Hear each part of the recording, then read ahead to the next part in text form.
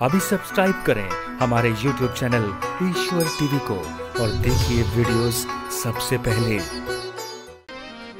हमारा जन्म इस शरीर से क्यों हुआ? अच्छा आप बताओ मैया, आपको भगवान ने मनुष्य ही क्यों बनाया है?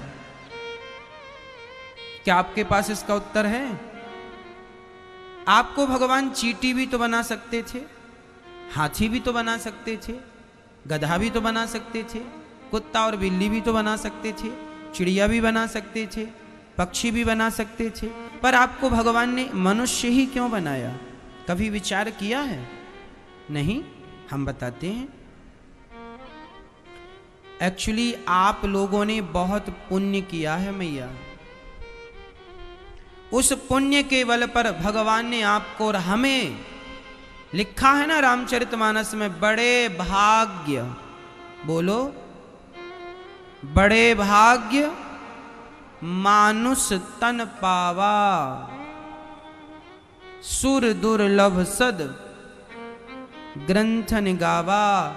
बड़े बड़े ग्रंथों में ये गाया गया है, लिखा गया है कि आपने कोई बहुत बड़ा पुण्य किया है, जिस पुण्य के कारण ईश्वर ने आपको एक बार मनुष्य का शरीर उन्होंने दे दिया है। नहीं तो हमारी हालत भी लिखी है रामचरितमानस के उत्तरकांड में, फिरत सदा माया कर प्रेरा, काल कर्म स्वभाव गुण घेरा, कवहु की नर करुणा नर देही, देत ईस बिनु हेतु सनेही। अर्थात हम लोग तो मैया बार बार जन्म और मृत्यु के चक्र में पड़े थे। पुनरपि जननम पुनरपि मरणम पुनरपि जननी जठरे शयनम। बार बार हमारा जन्म होता है, मर जाते हैं, जन्म होता है, मर जाते हैं, मर जन्म। तब हम पर भगवान को दया आई और भगवान ने कहा, चल मैं तुझे जन्म और मृत्यु के चक्र से बचाने के लिए एक बार तुझे मैं मनुष्य बनाता हूँ। जा अब तू कुछ पुण्य कर ले, कुछ ऐसे कर्म कर ले कि तू 84 के चक्कर से बच सके। ये मैया तुम्हारा जो शरीर है, ये शरीर तुम्हें 84 के चक्र से बचाने के लिए मिला है। ये 84 का चक्कर क्या है? 84 लाख योनियां होती हैं। यदि हम 10वीं फेल हो गए तो हमें फिर पाठ 1 लेसन 1 पढ़ना पड़ेगा। फिर एक पढ़ाई लेसन 1 लेसन 1। यदि आप मनुष्य का शरीर पाकर भी अपनी सदगति ना कर पाए तो मैया फिर नाली का कीड़ा से शुरू होती है। नाली के कीड़े से फिर मच्छर, फिर मक्खी, ऐसे 84 लाख योनियों को गुजारने में हजारों वर्ष लग जाते हैं। कितना वर्ष लगता है मैया? कई बार तो युग लग जाते हैं। क्या लग जाते हैं? युग लग जाते हैं। युग बीत गए, हम 84 का चक्कर ही काट रहे हैं और युग बीत गए, तब कहीं जाकर भगवान ने फिर तुम्हें एक बार मनुष्य बनाया। और इस मनुष्य के शरीर को पाकर फिर भी तुम और हम लापरवाही करें तो बताओ फिर हम जैसा अभागा कौन होगा? ये 3 काम सब करते हैं, चाहे चींटी हो, चाहे हाथी हो और चाहे मनुष्य हो। ये 3 काम सब करते हैं, खाना, सोना और बच्चे पैदा करना, ये सब काम, और तुम भी यही कर रहे हो।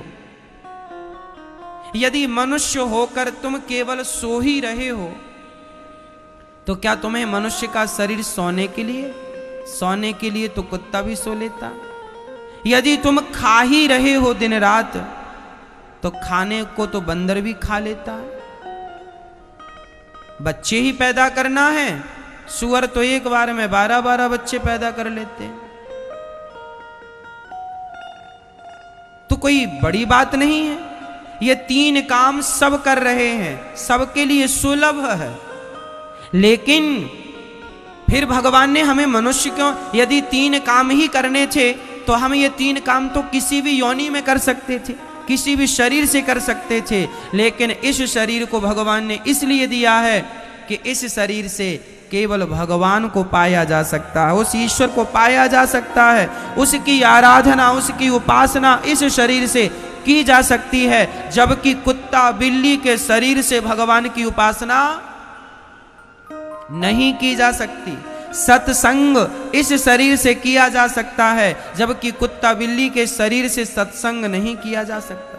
भगवान का नाम इस वाणी से लिया जा सकता है, जबकि कुत्ता बिल्ली की वाणी से भगवान का नाम नहीं। अरे हमारे गले जैसा, हमारी वाणी जैसी वाणी बताओ भला किसकी है? और इतनी मधुर वाणी पाकर भी तुमने राम नाम ना जपा, तो फिर तुम्हारी वाणी ना होना एक बराबर है।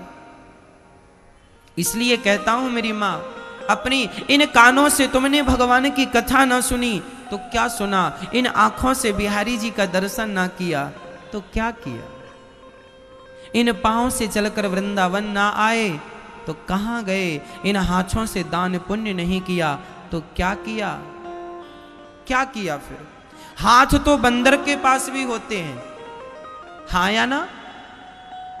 होते हैं, लेकिन उनके हाथों में और आपके हाथों में अंतर है। बंदर को जब हम केला खिलाते हैं तो बंदर का बच्चा केला खाने लगे तो उसकी मां छीन कर अपने बच्चे का केला खुद खा लेती है।